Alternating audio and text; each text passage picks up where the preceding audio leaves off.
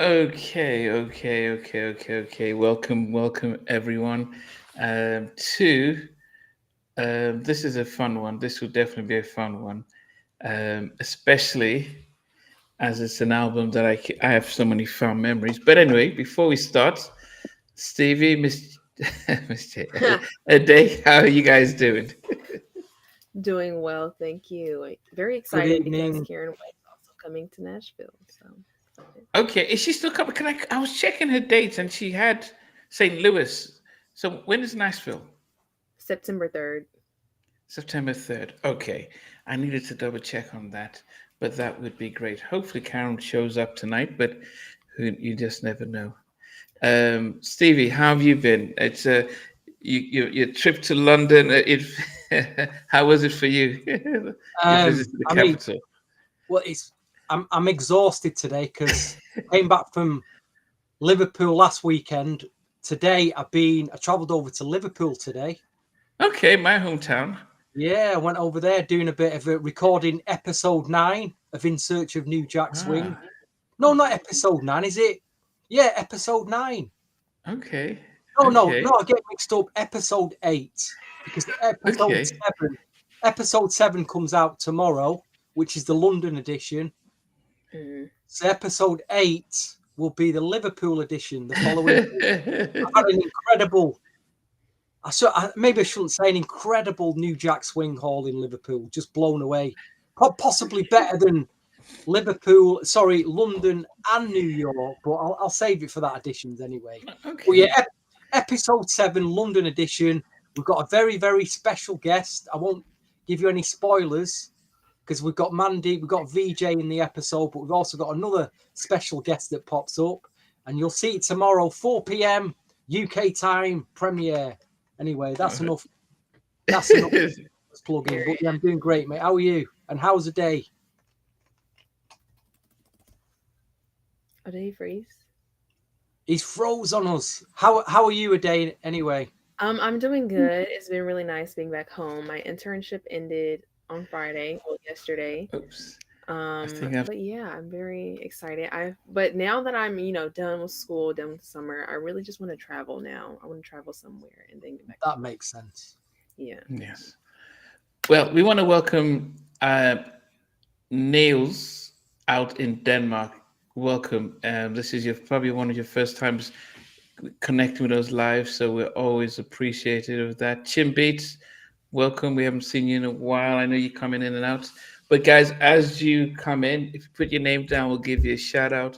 And remember, these as we talk about these albums, it's you guys are part of the discussion. And so we read it off. Swift, how you doing from New Jersey? Welcome. It's a good thing that we're getting in tonight. I'm out in Kent. Steve is in Manchester. A day's out in Nashville. So it shows that we're really global. And Mac, welcome. Okay. It has been a busy day, but I'm really glad that we could meet up again today. I'll start with you, Stevie. What are your memories of this Karyn White album? If I'm really honest, back in 88, 89, it was all about the singles. Obviously, 88, Secret Rendezvous it was everywhere. The Way You Love Me was everywhere. Superwoman was everywhere. I didn't buy it for some reason at the time. I didn't buy the album. I just bought the singles. So it was an album that I caught up to a bit later. It's an album that I've only listened to half of, and they're mainly the singles. So going through this album again there's some gems that I've never played before that have just like, oh, this is incredible. But it could have been, because I've checked all the credits now, this could have been an album, I wouldn't say a very different album, but it could have been an album of two different halves, because obviously you've got the powerhouse production unit of LA and Babyface on about 4 tracks. But there's another 2 tracks on here recorded by Jeff Lorber and written by Carl Sturkin and Ivan Rogers. Now there's another 2 tracks. They did 4 tracks in total for this album, because the other 2 tracks were on B-sides. And I've listened to it and I'm like, why didn't you just put them on the album? They're strong enough to be on the album. Which songs are those? Love on the Line and The Language of Love. Both were like B-sides to Love Story and Superwoman. I think that was it. Yeah, so I don't think I heard those ones. I don't either. I don't think I've heard that either. Yeah, I mean, there's only 9 tracks on the album. They could have fitted one more on to make it. Yeah, in '88, I mean, I think the Guy album was 8 tracks. Yeah. I think Home Again was not Home Again. Any Heartbreak was a little bit more, but My Prerogative, Don't Be Cruel album was about 8 or 9 tracks. So it wasn't the norm to put more than 8 to 9 tracks on an album back then. But I'll give you a little tip. In the last few years, there's been a CD reissue. It's a double CD. It's got the remastered album. It's got them other B-side tracks on it. And it's got all the remixes. There's 2 CDs. And there's stuff from when she worked with Jeff Lorber in 85. Okay. It's like a complete overview. And it's a brilliant overview of this album in its entirety. You get all the remixes, instrumentals, dubs, the B-side tracks. It's a brilliant package. I would say get say $20, £20 together and buy that double CD reissue. Then you've got the whole lot then. And you're not like me running around buying the tape cassette version, the LP version, the CD version, the CD remaster, all the 12s with the mixes and going. There you go. Okay. Right, I'll let a day speak now. I'll let a day speak. Peabody Black, welcome. Glad you could finally join us live. Lax Exit to Brooklyn, welcome. Ade, what are your memories? Well, I said memories. When did you first hear the album and what were your thoughts? So when I was little, I would watch a lot of Littler, you mean? Yeah, when I was a little younger than what I am now. I just remember watching a lot of different TV shows, and then some reason it would be the woman, like the matriarch of the show, would always mention this song. They would be like, "I'm not your Superwoman, Karyn White," and I'm like, "Okay, I heard it here," and then I would hear it like a few weeks or months later, and then one time that sticks out to me is when Lisa said it on Sister Sister. So I was like, "Okay, let me go find the song and see what the hype is about." And so I heard Superwoman. And then from there, whenever I would find a song, I would listen to it, repeat until I knew it word for word. So that was my introduction to Karyn White. Wow. Yeah. Well, it's good at least that you were able to catch on to that. Jay's Got Bads, welcome. So when you did listen to the album, what did you make of it? The entire album?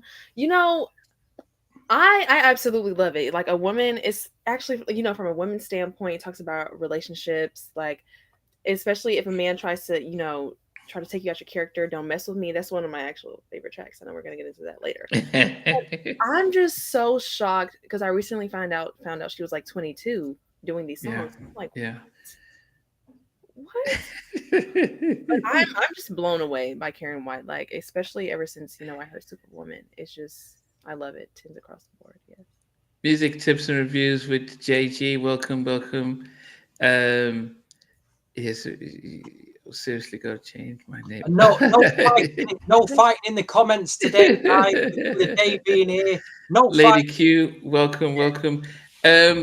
Okay, I remember when this album came out, and I was in boarding school.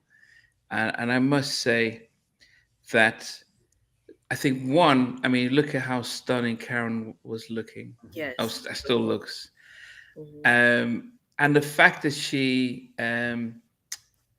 because at this time, it was still the time when a lot more lighter skin artists were featured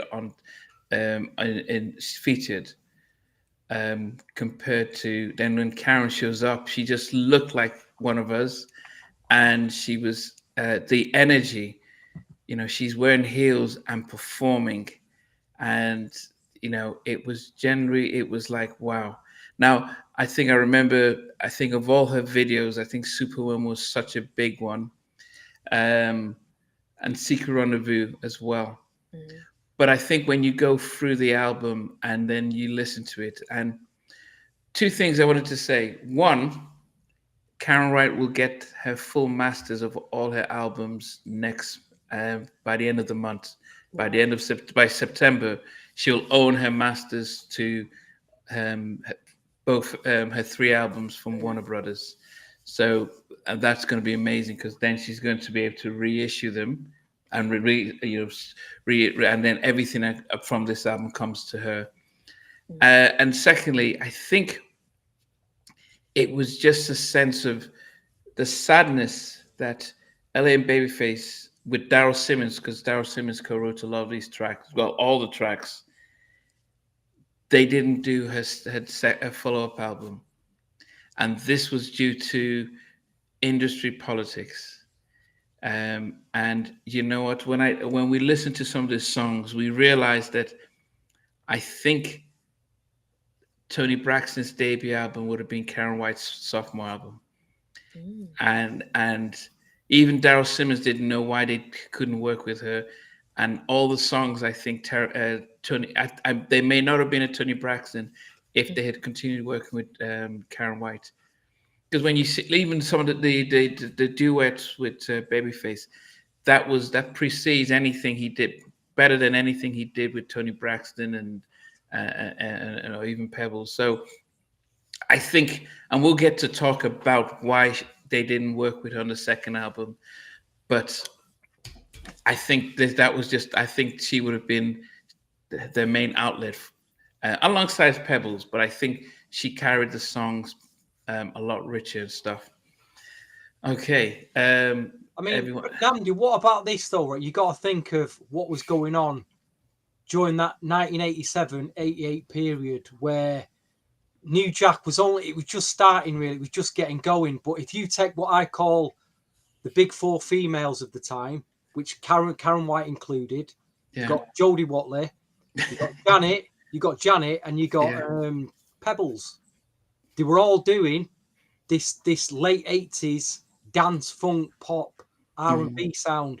They were the first to do it really in that period.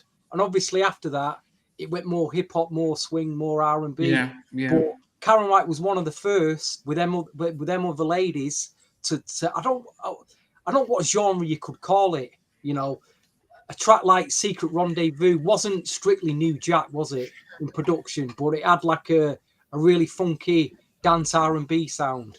You know.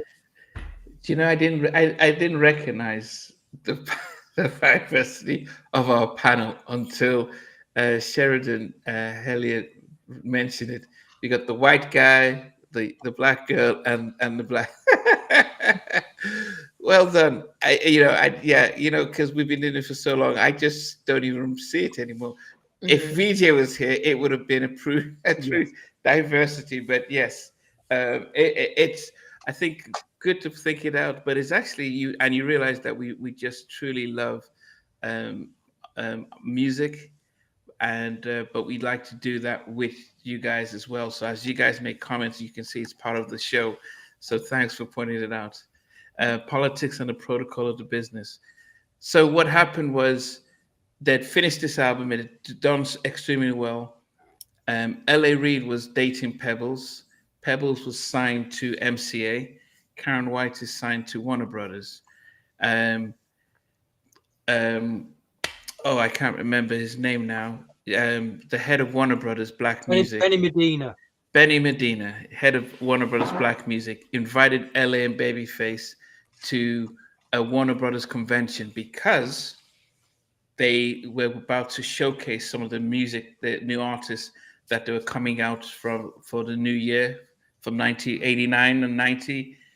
And they were really pleased with what they did with Karyn, and they wanted them to come and sit with the head honchos and say, look, these are the guys responsible for the success with Karyn and all the other artists. LA brought Pebbles, his girlfriend, and Benny met them and said, hey, what's going on? She can't come in. And LA says, no, but she's with me. He says, no, she can't come in here. And he didn't explain why. They had a little argument, and LA, Babyface, and Pebbles left. And they never got to call them to do the sophomore album with Karyn White. And Karyn White, they said, look, we're going to get Jimmy and Terry for you. And she was dating Terry Lewis at the time. and they just thought, well, these are the guys who did Janet's album, so let's get them to do your sophomore album. 5 years later, L.A. Reid and Benny Medina meet up, and then egos aside, and he says, "Man, do you know what happened?" He says, "Pebbles was the direct rival for Karyn White, and we had all the Warner Brothers executives in there. And if you brought in the enemy into the camp, it would have been bad on me and everyone else." And he said, "But why didn't you tell me? We could have tried arranged stuff." But and that was why LA and Babyface never worked with Karyn again.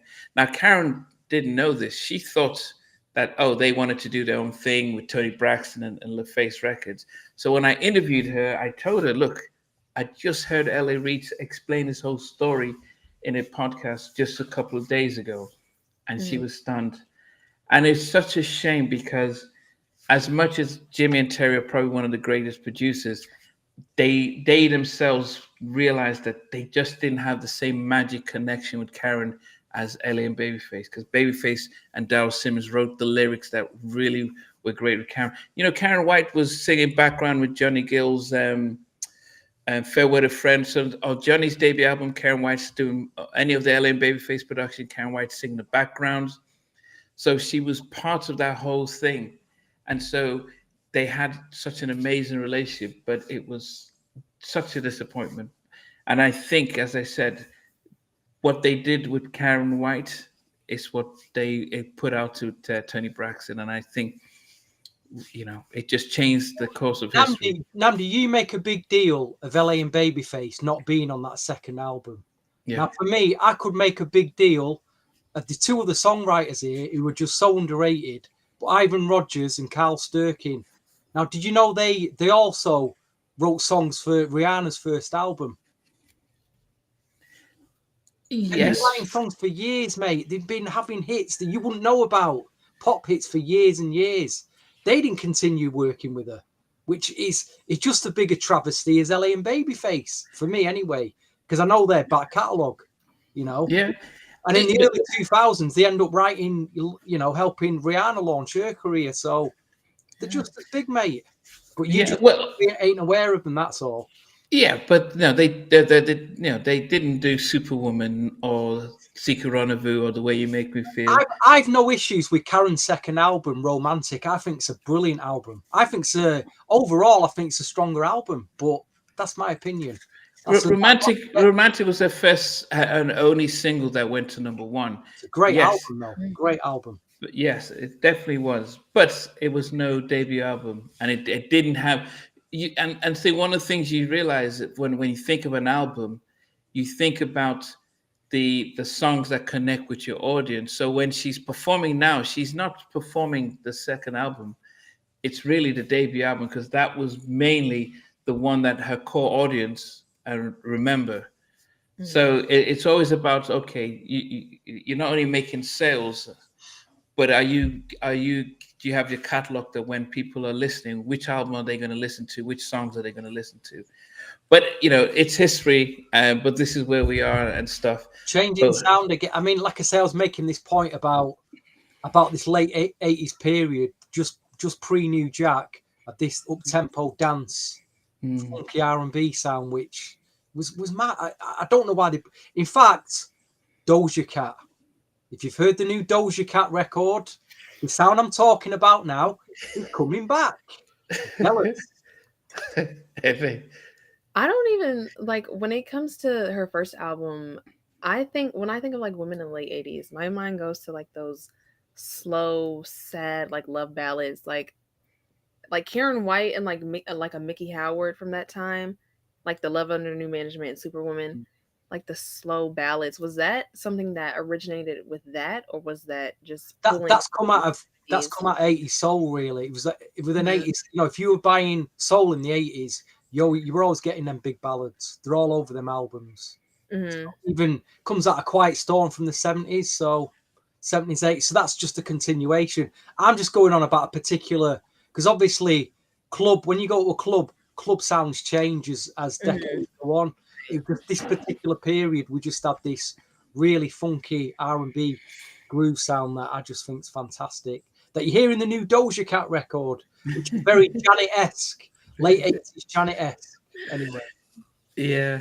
But if you also think about, I think the big insight is in 89, so in 88, when this album came out, it came out, I think, a couple of months after Any Heartbreak. Mm. Well, Karyn White was still, while they were recording her album, she was singing backgrounds on Fair Weather Friend. Johnny's album didn't come out until 1990, so he was doing the Any Heartbreak at the same time he was recording his debut album.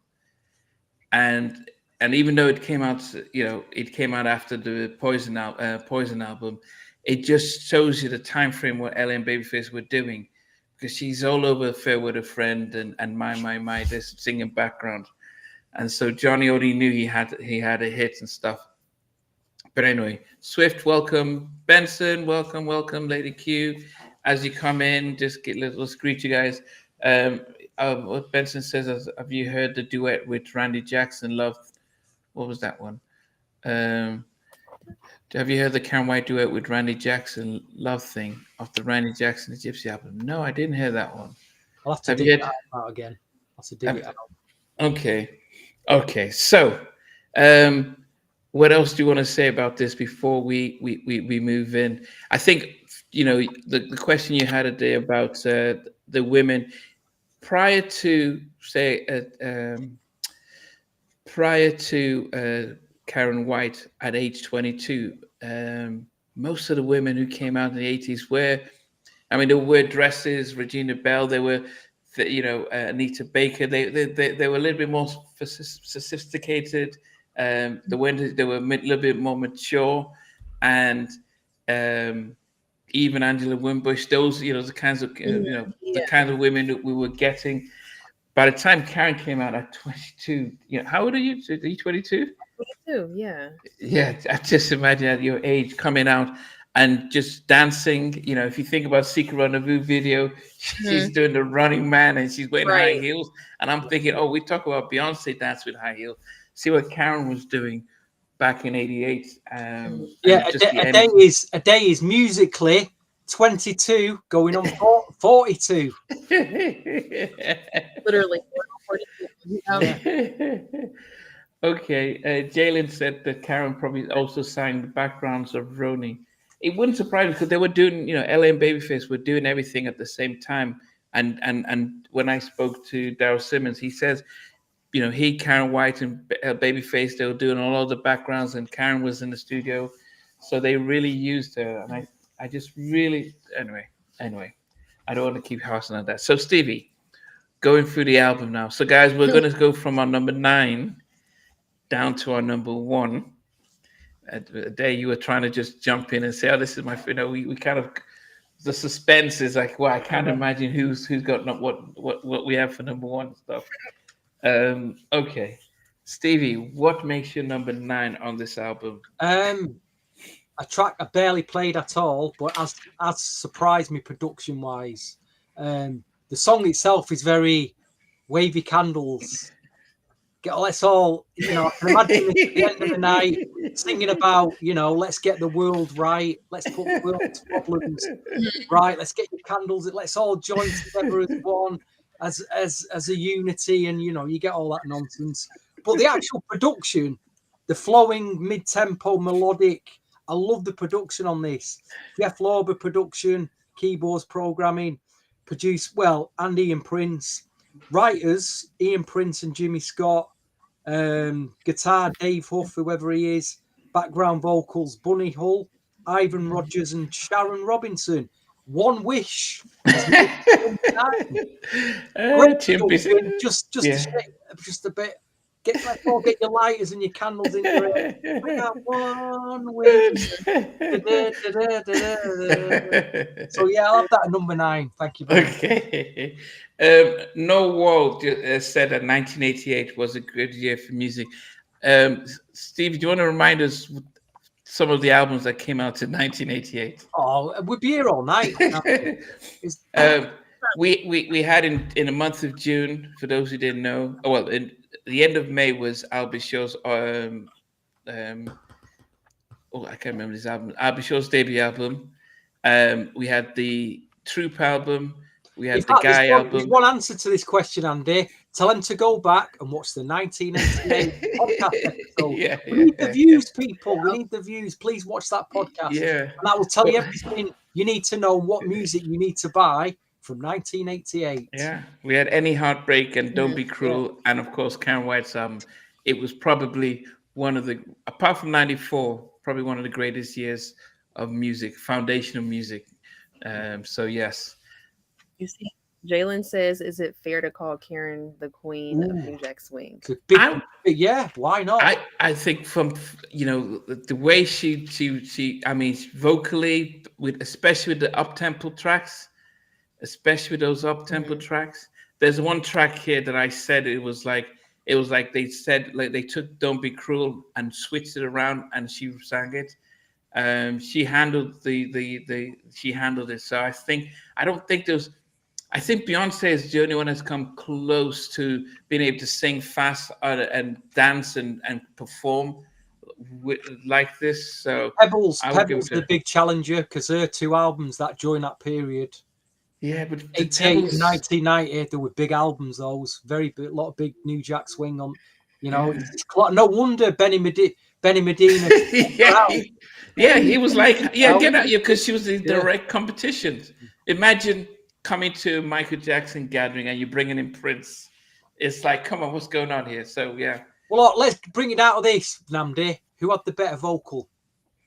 I think it was Karyn. I think she could handle the up tempo and the ballads as well as singing. While she did. Pebbles, because no, Pebbles was amazing. She's a special artist. We're not knocking it at all.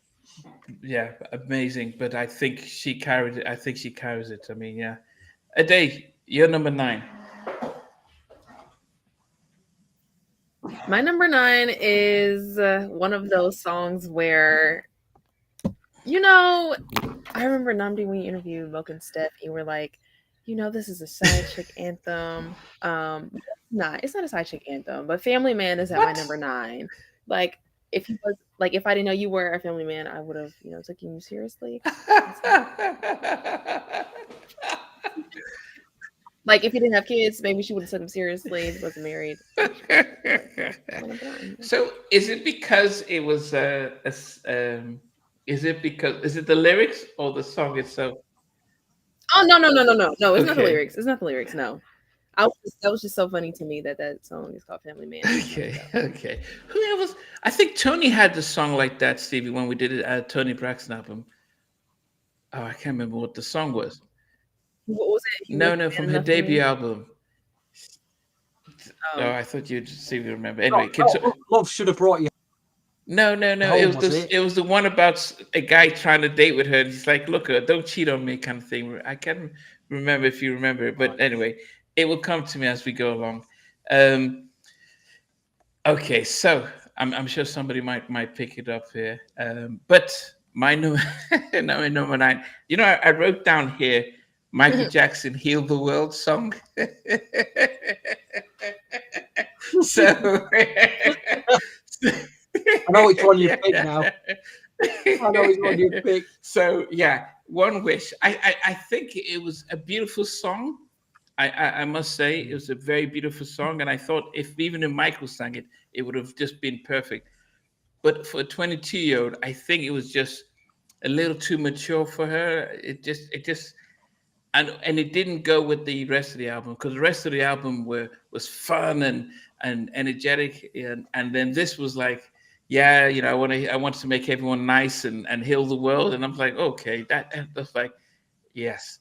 Yeah, so Karyn, don't hate me, but yeah, One Wish was probably my least favorite, but it was a beautiful track again on it.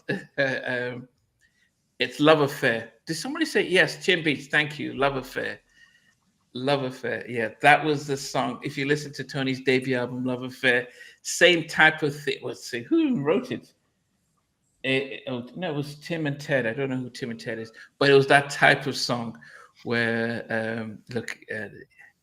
Ian Prince and Jimmy Scott. Which one? One Wish. Yeah. No, I'm talking about the Love Affair, because Chim Beats reminded me of Love Affair. Yeah, Love Affair was the song that I was thinking about that was similar to Family Man. Yeah. You keep thinking you're all me, like, well, Ray J's One Wish. No, it's not Ray J's One Wish. Yeah. And here, when Karyn wasn't holding no baby when she was singing it too. Yeah. Stevie, number 8.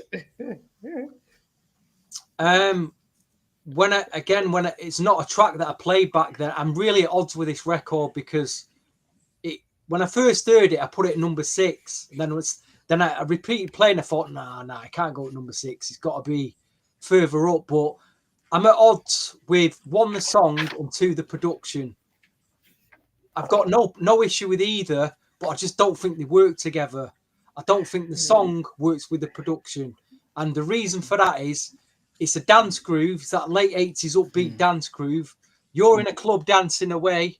You know, and there's some girl there, and you might take a little shine to her and do a little dance, and then she starts singing, "You ain't a family man," and you're like, "What? I'm in a club. I'm enjoying myself. I'm having a dance." And you're telling me I'm not a family man? I'm not a family man tonight, dear. I'm out in the club having a drink in the VIP, popping bottles, getting my groove on. So that's what I'm saying. I'm really at odds with this song. It's like, I think there's nothing wrong with this song, but should it have been a ballad? Shouldn't they have made it into a mid-tempo ballad rather than an upbeat dance groove? I don't know. I like the production. But again, so it's ended up at number 8. Could have been number 9. But I do I like the production on it, but I'm just at odds with the song. Okay, no problem. Yeah, Benson was saying that Karyn started doing Jeff Loberg's backgrounds and Facts of Love. Okay, Mrs. Dave, what is number 8 for you? Yes, I agree with Stevie. Like, I love the song. It's just not one of my tops. I'm gonna have to put One Wish on number 8. I love a good slow jam, but I agree. Like, the rest of the album is so strong. We're hearing her best vocals that she can absolutely give us. It's just a little slow. It's very different. It's very unique. It's in like a little world island of its own than the rest of the album. And that's my number 8. As I said, it was one of those, it felt like a bonus track, and I was like, goodness, yeah. I mean, would I have preferred it on it than without it? And if it wasn't, maybe, I don't know. Anyway, number 8 for me is another track which I thought was good, a good song, a little old dated when it came to the for 22-year-old. I felt that it felt like it was for 35-year-old back in those days singing it. I like the backgrounds, but it's Tell Me Tomorrow. What? Tell me tomorrow. That's your number 8? Yeah, it was. It was. But Karyn got some publishing on that. She did, and she co-produced it. Oh, Karyn, sorry about that. But it was. Yeah, it was. Tell me tomorrow. Yeah, I mean, remember, she was 22, and this was not a 22-year-old singing this song. It just felt, it just like, it was, I feel like I was getting there. Now, it's a beautiful song. I wrote here, good song, nice ballad style, nice background vocals. Tell me tomorrow. But I just felt that of all the songs, now, as I said, I love the album, and all the songs are A1.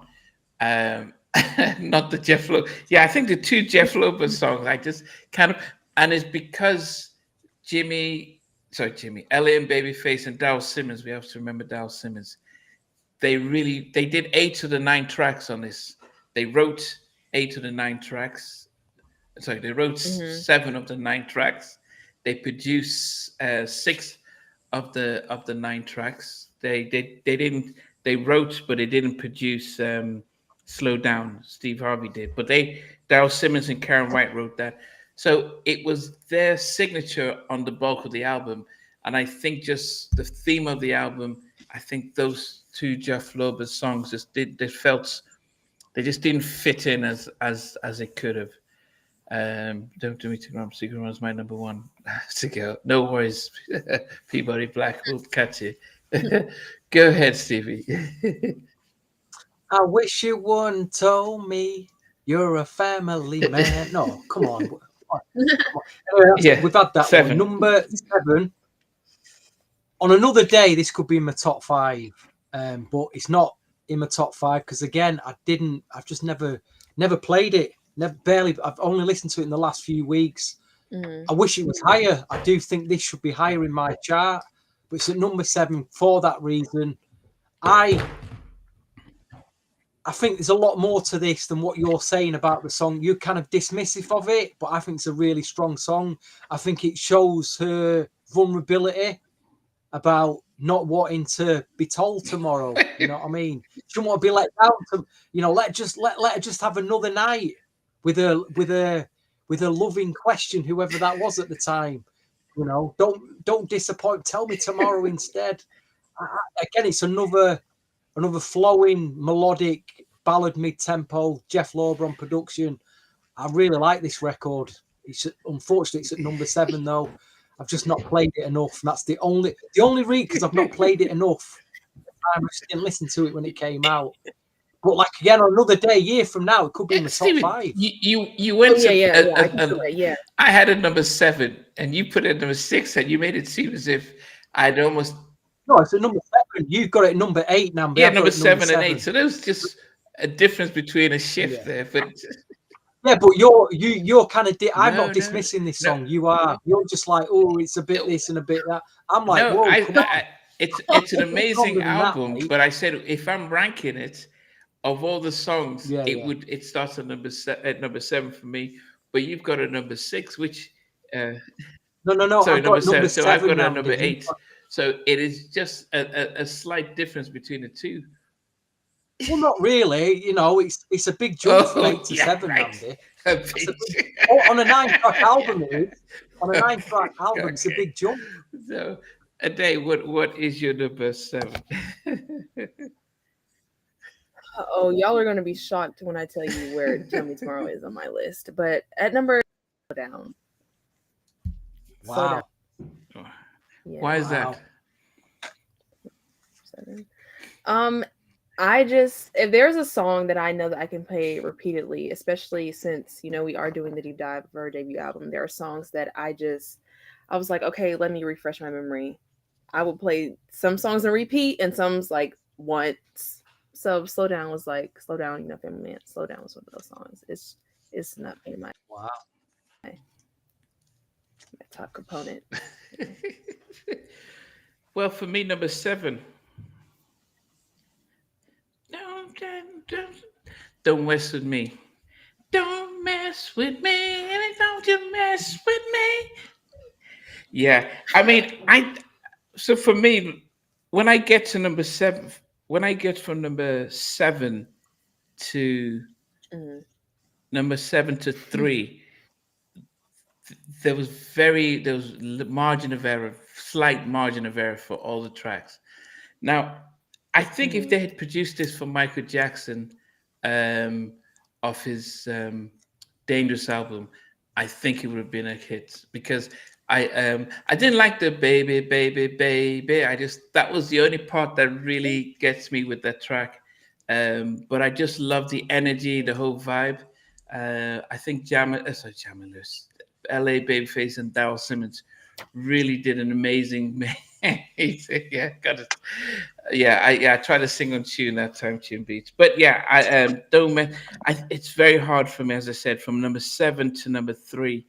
There was very small margin of error right there, very small margin of error. But yes, Don't Mess With Me, amazing song. And this is where we're asking the difference between, say, Pebbles and Karyn White. Here she is singing, changing, just using an octane range. And then she does, the slow ballads, and she can just flip between the two. Love the track, but there were some others that were just a little bit I love a little bit more. Yes. Yeah. Yes. Okay, Stevie. Gosh, I really ummed and ahed about where I should have put me in this 9, and it is a top 5 record. It is a number 1 record. It's a huge record. It's what I call, it's a classic housewives record. Classic housewife. And this is why it's at number 6. My main reason is there. How, are you going to tell me when you dig your Karyn White LP out and you put it on the deck, is this the first track you go to? Do you really want a woman singing to you saying, "I'm not your superwoman. Da, da, da, da. I'm not your." I mean, as a man, do you really listen to that record a lot? I'm just speaking to men here. Men, do you really listen to that record? I don't listen to it. It's a classic. It's a brilliant record. The song, the lyrics, everything about it is a classic. But do I listen to this record all the time? No, I don't. Should it be in the top 5? Yeah, it probably should be. But I've got to be honest, what do I listen to more on this album? What am I going to play more on this album? So for me, Superwoman gets a very respect. I couldn't put it at number 9 because that would have been very disrespectful, how big the record is. It's gone in at number 6. No, I mean, I don't. I mean, yeah. Well, anyway, I think I'm not a woman. You know what I mean? It's like this woman singing shit. If you're gonna be with a woman and marry her, you want her to be Superwoman. You don't want singing back to you that she ain't, I'm not your Superwoman. So, yeah. Right. Okay. Well, yeah. Maybe once it's a great song. She's talking about being taken for granted, and let's flip that. Men do take women for granted. Let's get this right. I'm not ignorant to that. Us men, we forget birthdays. We forget. We'd like to forget Valentine's. Really, it's just like, damn, we've really got to do Valentine. Really got to buy some flowers and take her out for a meal. It's like, it's just a chore. Women expect that, don't they? Expect the make an effort.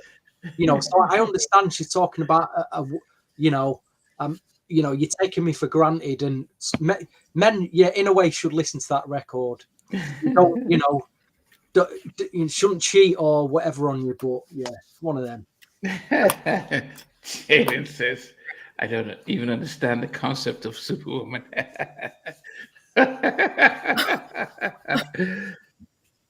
To be fair, okay. Raylan is 19. Okay, that makes sense. In the 80s, I'm not your Superwoman, Lady Q. Okay, go ahead, Dave. What did you put down for number 6? Wow, Stevie, I'm shocked, but I understand at the same time. I understand. I see your point of view, but I have "Don't Mess With Me." I love that song, like especially her being 22, my age. Queen, I see you. Like, yes, you cannot let these people mess with you. They'll try to put it in your face, Andy. No, they cannot mess with you. I love that song. Yes, I love it. Lady Q says, "Yeah, Superwoman." That was Little Mo, and yeah, okay, okay, yeah. Don't Mess with Me. Yeah, I mean, it was a nice production and stuff. My number 6, was produced by. Now, I actually thought when I saw his name, I was thinking, I didn't realize Steve Harvey can produce records. I thought literally. No. Whoa, it's not the same. It's not the. I'm sure it's not the same Steve Harvey. No. I did ask her. It's like, oh, so you had Steve Harvey, comedian, can write and produce, and she says, no, it's not the same Steve Harvey. It's not the same Steve Harvey. The song was written by Daryl Simmons and Karyn White and Steve Harvey, and what I liked about "Slow Down" is that it sounded like it could have been recorded in the 90s. I think the only change would have been, when they had the electric guitar solo. If back in the 90s they were using more of the keyboard stuff, like Teddy or R. Kelly, and I think if that was the only thing you switch in it. and I did want it to be a slightly slower, a beat just slightly slower, and it would have been much higher for me. But I felt it was just it was a song from '88 that sounded like it could have been released in mid-'90s with a little bit of a tweak in there. So beautiful vocal range and beautiful track as well. So you had that at what, number 6? At number 6, yeah. So Nate, it's a different Steve Harvey, the same name, but it wasn't it wasn't the Family Feud, Showtime to Apollo Steve Harvey. But it was the same name, I thought it was in Karyn says no. Okay, all right, top 5. So as I said, when you have a 9-track album and the album is beautiful, it definitely becomes really hard just to think, how do you get your top 5? Go ahead, Stevie. Number 5 for you.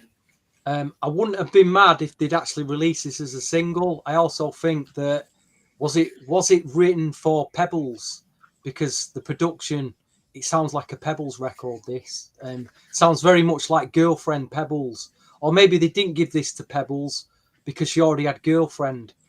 I do believe there was a fight over Girlfriend, weren't there, with Vanessa Williams and Pebbles? I think Vanessa Williams was desperate No. for that record. So what happened was they played it for Vanessa Williams. They had I think they had signed to do the production. I think it was like 20,000 to do two records with Vanessa Williams. When they met with Pebbles afterwards, and Pebbles at the time had a very a rich partner, and she says, "Oh, I want those tracks. We'll pay you double." And yes, so and they were like, "Yeah, sure, we'll cut it on you." And this was at Babyface who said it, that when they were told they were going to get paid double by right then they cut it on Pebbles, and Vanessa wasn't happy. Yeah. But anyway, yes. So that was it. I think that song went to the right artist anyway. But number 5, I do really like this record. It's "Don't Mess With Me." Don't mess with me. Oh, that is a tune. It's made my top 5 very, very easily. Okay. So even baby, that part. Yeah. We could have had an extended mix, dub mixes, instrumental. I wouldn't have been mad. I wouldn't have been mad. Okay. Ade, what's your number 5? I have Love Saw It featuring Babyface. Wow. I love the mix of Karyn's rich tone, and Babyface has like a soft, soothing tone. I love his voice, and I think that they both come together super, super beautiful on this song. And like, speaking of Pebbles, and do you think that Karyn White would have sounded good on Love Can Make Things Happen? Ooh, yes, good point. Yeah, I think she would. I think she was their best muse, and I think that's what Daryl Simmons alluded to, that there was such a relationship with Karyn that they used her a lot more. Mm-hmm. And I think she got that. She interpreted the song. I mean, other than the Babyface album, they don't normally do 6-hour songs for an artist. And they didn't start to do this many songs for an artist until they went and worked with Tony Braxton. It's unheard of for LA and Babyface, for artists that wasn't signed to them, to do more than 3 or 4 songs. That shows you how much they're just banging out the songs. So I think she could have done anything. But at the same time, they were doing her songs, they were doing Pebbles, they were doing all these artists, and they had the magic formula, because the album, the songs they did was very much of R&B pop. Compare this to, say, Groove Me, which came out, the same year. That was more funky and stuff like that. But this was more pop. This was a little bit almost like I'm Your Baby Tonight, but a little bit toned down. But this is the type of album, and it felt appealing and stuff. It felt So she could have sung anything Pebbles did. Yes, and Mac, yeah. But it was good. Yeah, that's definitely interesting. But they're not fighting though. We're not, we're not going to think. Yeah, Chimby thought he thinks that their production could have gone to any female artist. I'm sure they could, but it's delivery though. And I think Karyn just came with the whole persona at that young age and with the energy. She was a performer and stuff. Yeah. Okay. So number 5 for me. Where am I at? Where's number 5? Number 5 was strangely enough, I'm sure this was one of the songs that they released and had a video to, and I think before listening to so for those of you guys, so when we decide on an album, I normally take an entire week just to listen to it again and continuously, and this song probably would have been in my top 2 or 3, but when I've deep dived into this album, The Way You Love Me is at number 5. Wow. It's because because I've heard it so many times. Now I saw the video, loved the video, loved her outfit, loved the colors and everything. I think, I'm watching the videos today and I'm thinking, Karyn White knows my name. It's incredible, isn't it, Andy? You got to pinch yourself, haven't you? Yeah, because I'm watching the videos. I'm thinking, I remember watching them as a kid. I'm like, wow, this is amazing. And the way, like 35 years on, mate, you just wouldn't have thought it, would you? She sang me "Happy Birthday," and I'm so forever grateful. But The Way You Love Me, and now that's why I said to guys, from number 6 to number 2, the songs, there was very little. It was just pretty much maybe because I've heard it over and over, and I just had to keep listening. So The Way You Love Me is an awesome track, written by Darryl Simmons, Ellie, and Babyface, but it's at number 5. Not much I can say about that. It's beautiful track, but there are 4 songs I love better. Wow. Okay. All right. That was the number 1. It was a beautiful sing. It's actually, I think if you had asked me, 20 years ago, I probably would have had it higher. But I think it's a happy song as well. It's a very happy song. And I think it was. Yeah, it was. Mac, no, I haven't yet. Yeah. No, he asked me if I've said Family Man. I said, no, not yet. Wow. Stevie, number 4 for you. I think this is possibly the most sophisticated song production on the album. I think you've got to be in a certain mood to really appreciate it. It's a song that the real soul connoisseurs will probably go for on this album. An 80s, if you're an 80s soul collector, not a new Jack on R&B, proper soul music, I think you're really going to go for this track. I don't play it a lot, but it's a brilliant track. This. It's only made number 4 though, but the duet, Love Saw It with Babyface and Karyn White, very sophisticated. The changes in the track and the singing, it is a great track. It's a great track. So number 4 for me, Love Saw It. Okay. Day, what's your number 4 for you? I have The Way You Love Me. I absolutely love the video. Like Ryan said, she looks beautiful. She looks amazing in that video. But I do have a few more faves that I can put up there.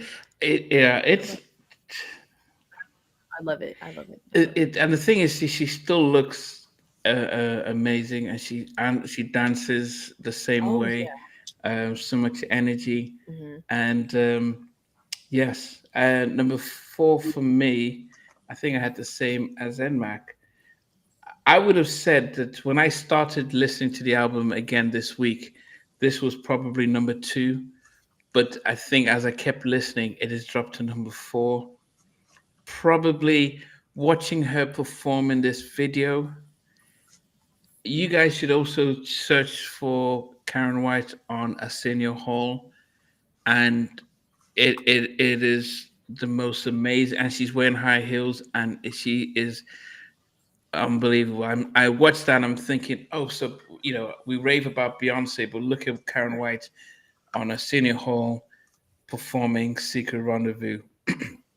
You'd be floored about how she's able to just. And I think if you also look at her perform it on Showtime on the Apollo, amazing.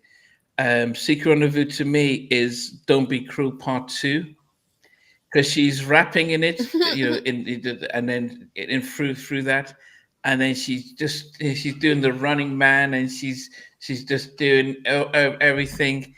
D.O.A. Allen is in the band, he's in the video, the producer. Beautiful track. Also, if you listen to the song, you might hear the what was it? Was it? No, it wasn't that one. No, it wasn't that one. It's a different song. No.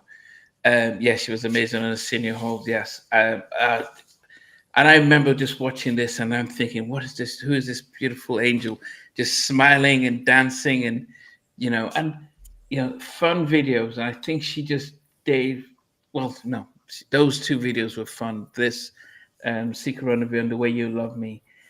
Superwoman wasn't as fun. It was like a movie, and especially, but I'll talk a little bit about that later. But Secret Rendezvous, number 4, loved the track.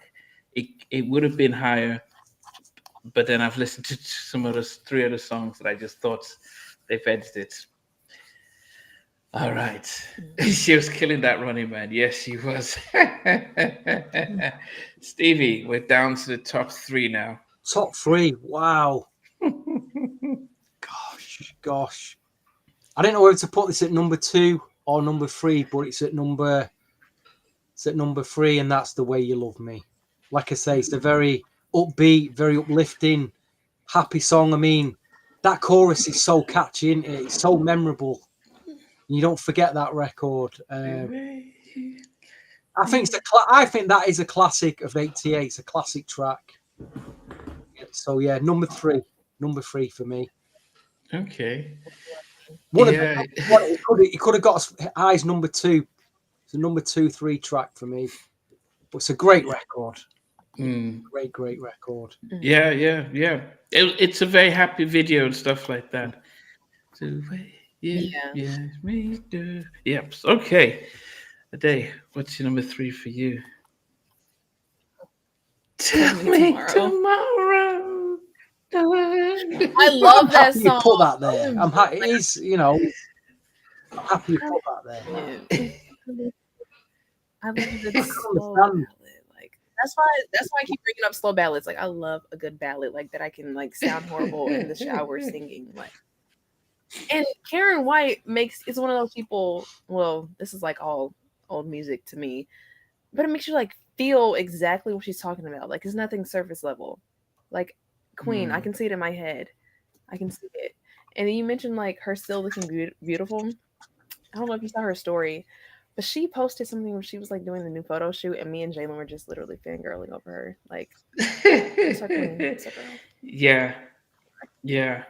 She's I mean, as I said, I love the album and I love the songs, and I think it was just when you're listening to it for review, you're in a different mindset, and so you're like, okay, I need to find faults in anything so that I know I'm not going to put it higher up. And it is a beautiful song, and I love the background vocals and stuff.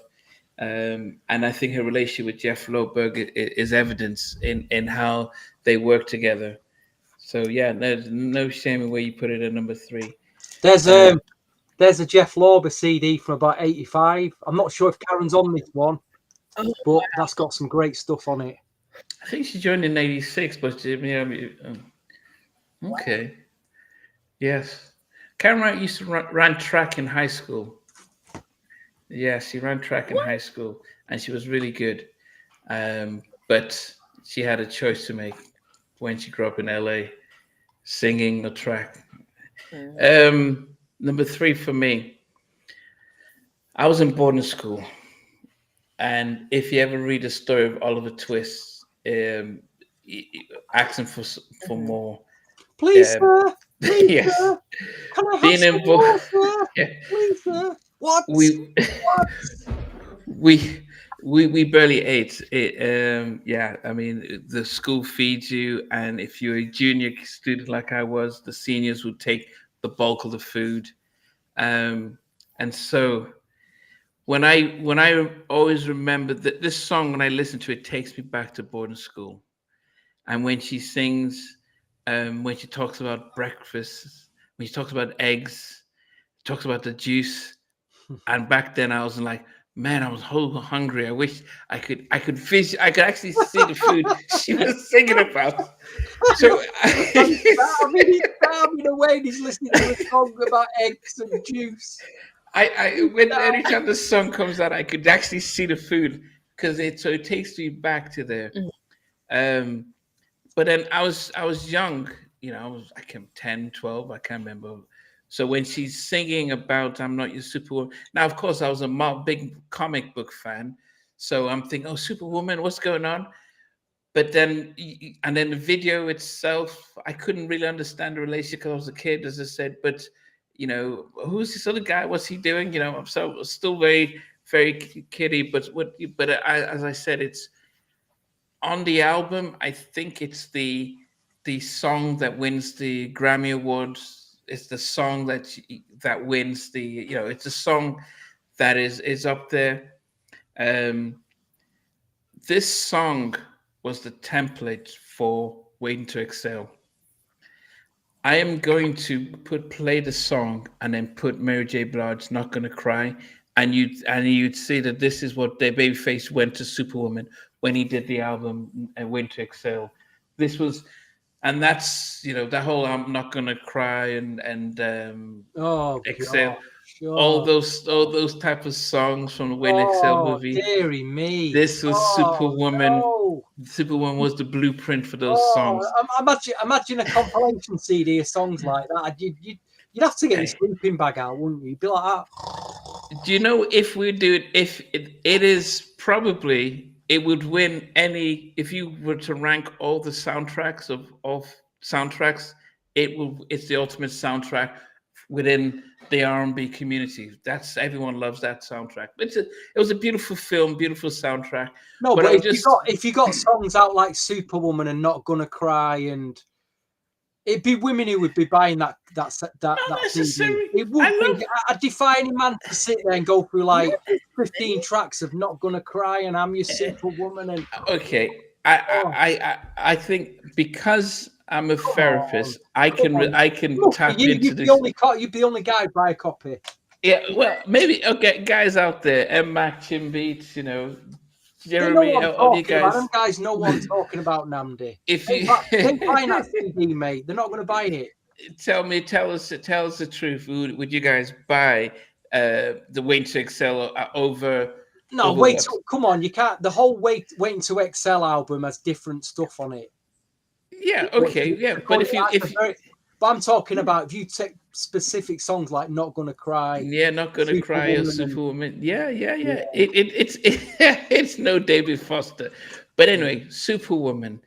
I think her vocal range was amazing. It was the storytelling was amazing.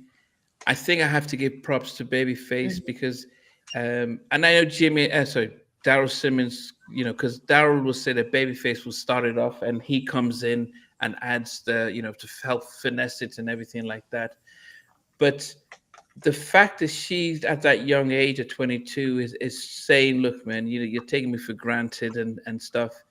The only crying shame was when Babyface was being honored on BET and he got Fantasia to sing it. Mm-hmm.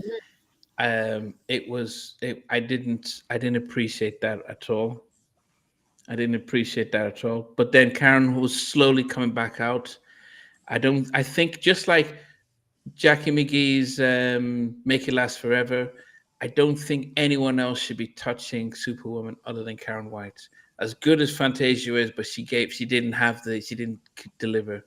So Superwoman at number 3 for me.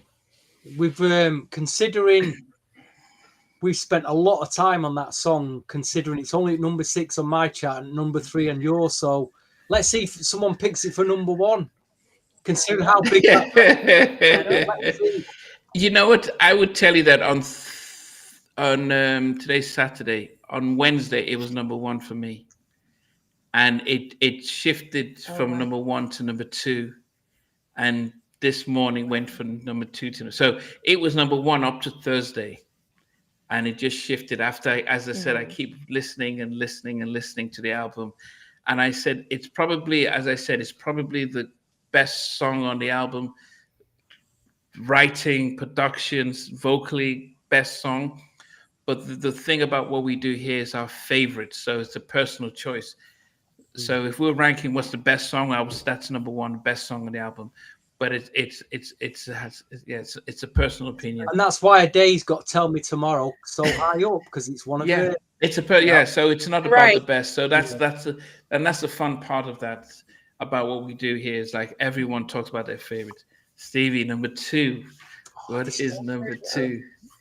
We've got a unicorn with us this evening. That's a revelation, isn't it? That's Akira. Wow. He's from Uganda. Okay, welcome from Uganda. Niels, no, Gladys Knight did also Superwoman. I don't think she did, unless it was. It could have been on an award show. I don't know if she could have performed it on an award show. But it's Karyn's signature song, and she'll own the rights to her catalog in a couple of weeks. Stevie, number 2. Oh gosh! Yes, Tim Beats, well done. Yes, he says Gladys Knight did cover it. Initially, I thought this was going to be my number 1 because I don't think this record sounds like anything else. It's a dance record. It's a huge dance record. But if you listen to the production, I can't think of anything else that sounds like it. And the backing vocals as well. When we get together and secret rendezvous, I can't sing it, but you know what I mean? When she's going, in time, in time, but it's even the way she sings, that's so different. But I think this is a classic. Secret Rendezvous is at number 2. It should have been number 1. It should have been my number 1. Number 2. Oh God! It's one of the first 12-inch singles I bought as well. That year was 1988.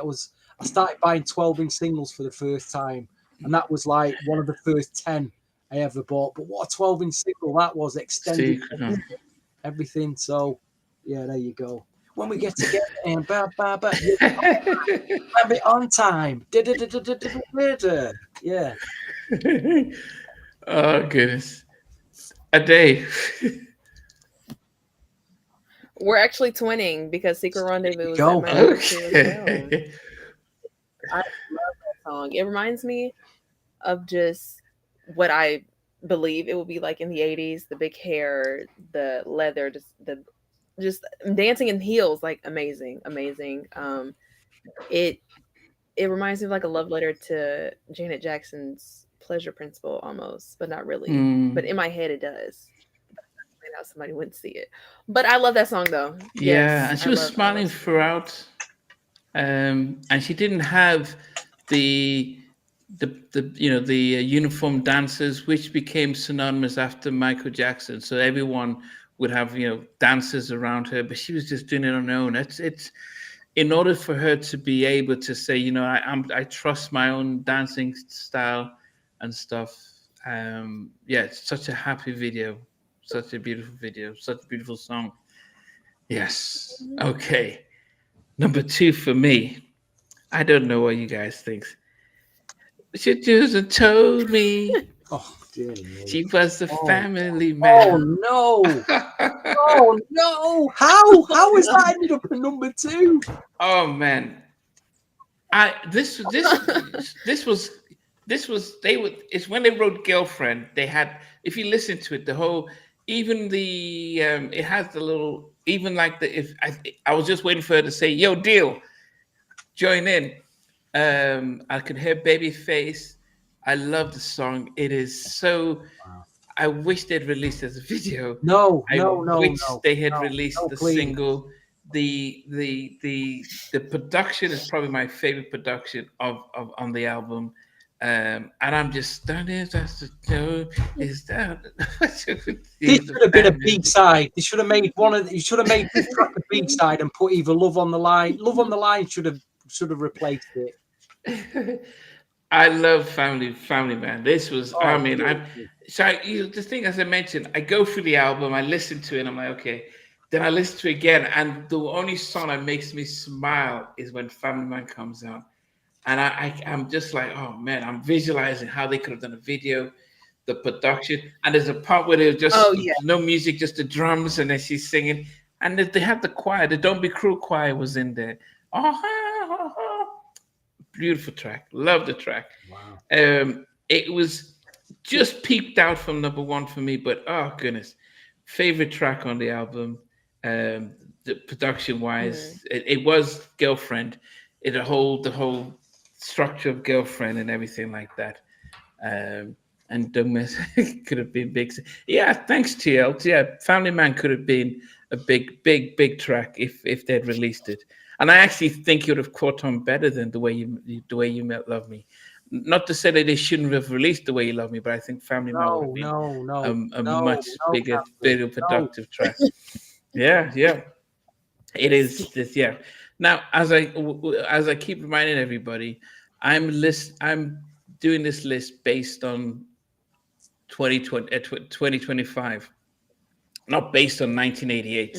1988, I probably wouldn't have appreciated the same way, but when I'm listening to it now, and that's the thing, over time your tastes change and stuff, and when you're listening to an album, I've probably listened to this album 20 times in the past 5 days, and this song was consistent, so it pushed Superwoman down by one. All right, so I'll go to our number one track. But before we do that, Stevie, you want to start from number 9 down to 1? Sure, man. One Wish, number 9. Not the Ray J version of One Wish, guys. No.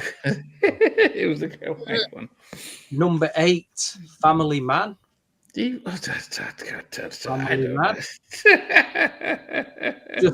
just so odd with that record. Unbelievable. Number 7, On a Different Day, could be a lot higher. Tell Me Tomorrow. I do really like this record. Couldn't even put it. I couldn't bring myself to put it above Superwoman, but Superwoman was at number 6. Because I thought I would have got crucified by all the housewives on the podcast tonight. Number 5 is Don't Mess with Me. Now that should have been a single instead of Family. Baby. No. We'll agree to disagree. Number 4 is the very sophisticated Love Saw It, great duet. Number 3 is the very happy, upbeat The Way You Love Me. Number 2 is one of the first 12-inch singles I ever bought, and means so much to me. Secret Rendezvous. And number 1. Now, when I first heard this record, I don't think, when a record gives you goosebumps and you really, really, really feel it, you feel your guts go when you hear it. And this record, my guts just went. And within soul and R&B, if you talk to most soul and R&B connoisseurs, people who love and collect this music, and you say to them, what one instrument don't you want in a record? And I know what they'll all say. But it's actually does have this instrument in it, and the only other group that I know can pull this instrument off is the Isley Brothers. They always have big screeching guitars in the ballads like Summer Breeze, and also they're the masters of the screeching guitar. But most soul music lovers don't like electric guitars or guitars in the tracks. But this slow down, my gosh. When that guitar comes in and oh my gosh! Let me just read the credits. Slow down guitar. Whoever Donald Griffin is one of the greatest guitar solos I've ever heard in my life. That Donald Griffin, big shout to you. My number 1 is the killer Slow Down. It's the killer track on the album. I had this so high up. Slow down. It's all about meeting up with somebody, but just taking it slow. The love there, you feel it. We got it there, but just take it easy. You know, don't move too fast. Great. Miss Seven, you're welcome. Okay, so Stevie's got his slow down. Miss Go J. back and listen to that record now. Listen to it again a few more times. Let it sink in. It was a single, Mac. It was a single. It was released as a single. There's never any video for it. No video, yeah, and there was no video for what's the other one? Love Sore as well. They didn't do videos. I don't know why. Yeah. Okay. A day. 9 down to 1. 1, okay. 9, I had Family Man. And then Show her the red card. Show her the red card. Right, Family Man. Yep. 9. And then One Wish was 8. And number 7 was Slow Down, which I'm gonna keep listening to it, and I'm probably gonna be obsessed in a few weeks. So stay tuned. Yes, Slow Down, and then I had Love Saw It, Don't Mess With Me, The Way You Love Me, Secret Rendezvous, and at number 1, Okay. Superwoman. There are no mic drop. Superwoman is one of those songs that, okay, people may say it's overplayed. It's a classic, but I never get tired of the song. This song touches me every single time. Karyn, Queen, you did that. And I don't think it's overplayed. And as I said, on the album, it's probably, Grammys go for record of the year, song of the year. This is the best record on the album. But I think when it comes to favorites right now, it has always been my favorite Karyn song until recently, as I've just been going through this. I wish they would have told me. Yeah, and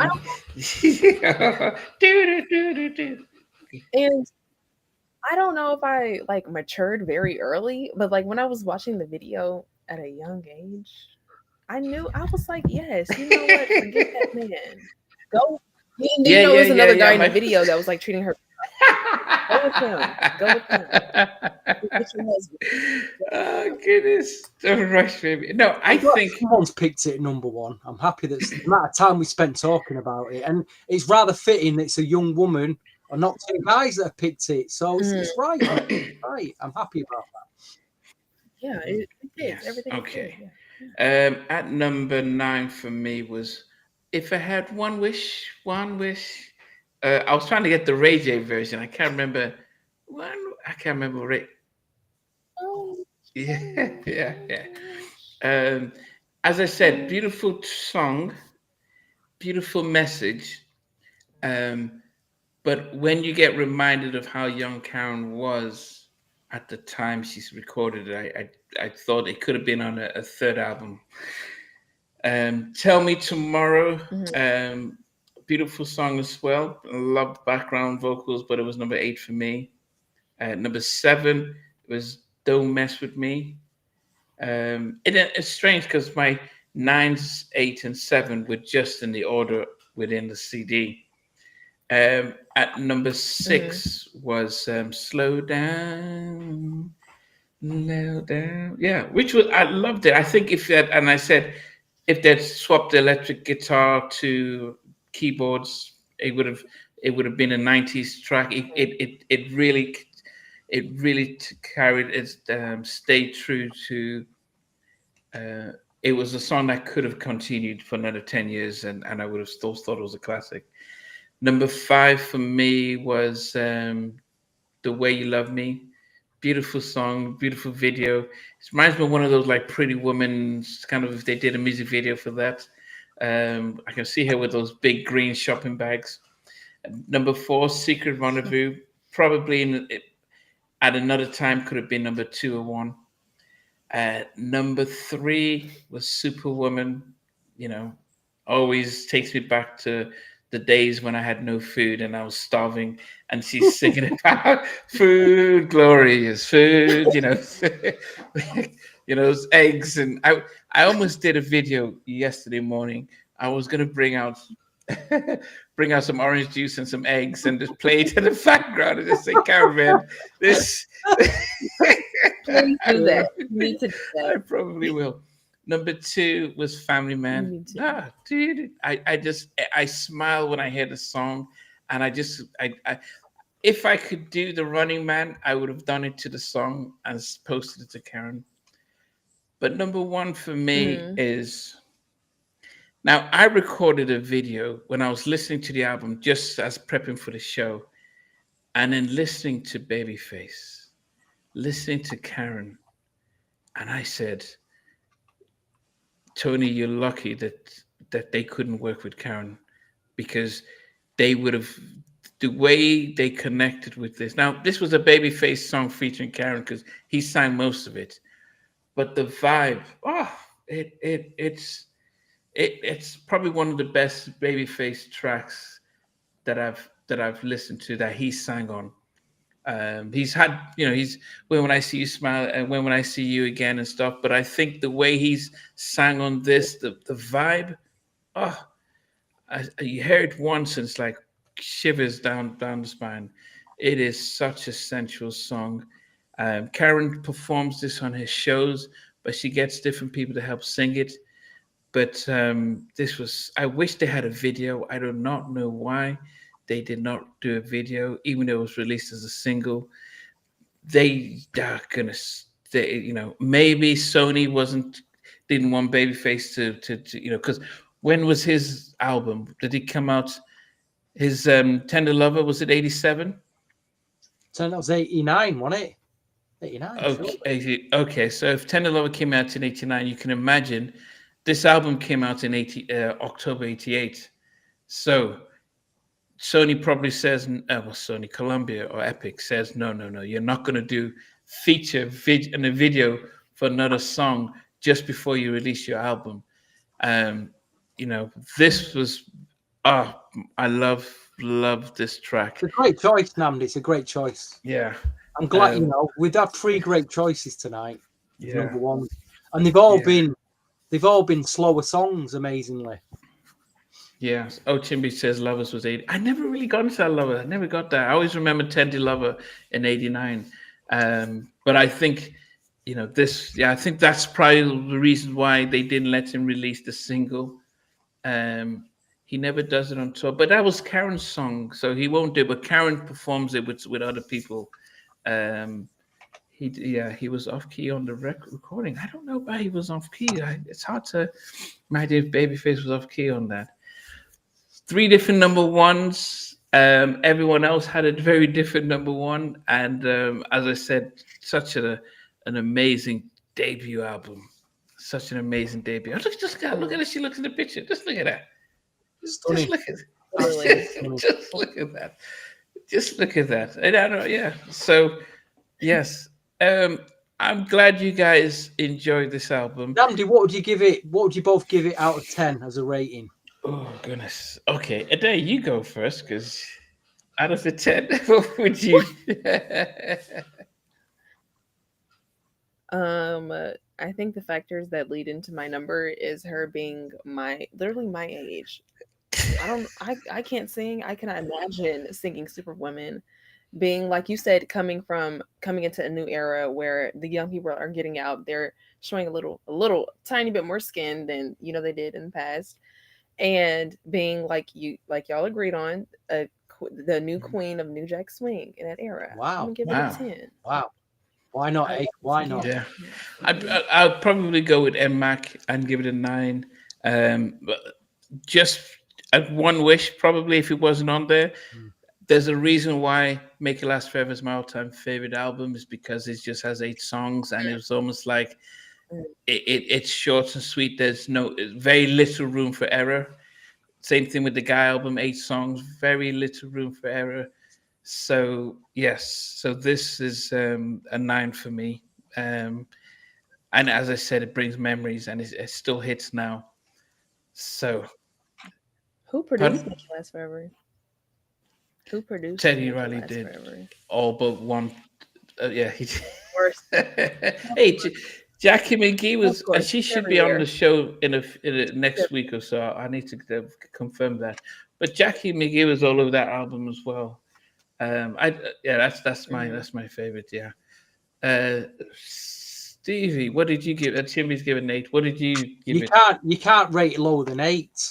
It is up there. It's 8. It's 8, 9, or 10. So you gave it a 9. You gave it a 10. I'll give it an 8. So we've got 8, 9, and 10. It's an 8, 9, 10 album. So we'll round it off at that. Okay. Yeah, New Jack. Yeah, Make It Last Forever, definitely. All right, guys. So we appreciate everyone. I think next week, VJ and Andrew are back as we go through our top 10 favorite male groups. So 2 weeks ago, we did our top 10 favorite female groups, and so next week's Sunday is our males. Stevie, Ade, and myself will be back with another album.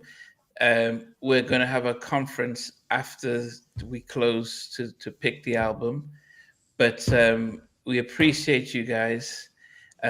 We appreciate the fact that you're part of the show, and as I said, September's back. Everyone's back to work, so and it gets darker, so we're gonna be doing a lot more shows and having a lot more fun. So till then, final word. Yes, top 10 male groups, from your Blackstreets to Guy to Drew Hills and stuff. Final words, Ade, then final words, Stevie. Yes, guys, thank you for joining us and reviewing our queen, Karyn White's debut album. She's currently on tour, so you can go to her Instagram, her website, and buy some tickets and go support her. Yes. And then also, Ade, you do your live vibes on TikTok. Where can they find you? Oh. Yes, I do. I'm trying to be hyper. Oh yeah, it was the radio show. I know you go live and then you buy a vinyl player and stuff. Yeah. I am on Instagram as Ade Lane, and then TikTok, YouTube as Addie's Diary. But the links are in each bio. Yeah, so guys, come see my radio show. I mean, we got to register to TikTok. Oh gosh, I'm not on TikTok. Yes. Stevie, final words. Bit of TikToking. Tune into New Jack Swing episode 7, streaming tomorrow 4 p.m. on YouTube on my channel, Stevie Street _. Shameless plug. Thank you all for it. Means a lot to us that you tune in and watch. Whether you tune in live, spending an hour and a half with us crazy 3. Thank you very much. Or if you're watching afterwards, appreciate you taking the time. It means a lot to us. Thank you very much. Thank you. Yes, Benson, myself, VJ, and Stevie will do the end touch on our mid-Wednesday sessions. Jeremy, we had done Troop. We've done all the albums, I think. We even had John come and do the Troop catalog. So we've really rocked deeper albums. So we've done the Troop, all the albums. So yes. But guys, thank you very much, and catch you soon. Hey guys, thanks for watching. Thanks for being a part of Halftime Chat. Please remember to subscribe, share, and comment. But most importantly, why don't you become a member of Halftime Chat? We've got amazing videos, amazing perks, and being able to support the channel. But anyway, thanks for watching. Take care. I never participated in that kind of. And somewhere in between us, or even loving us, on which I didn't miss you. What was it like growing up? She's still making an impact on 4 houses down. I have a couple pieces. Trying to get this one and that one. That works for me, but just for me. No. Okay, you're okay. They don't understand what those boys win in all spirits. play it.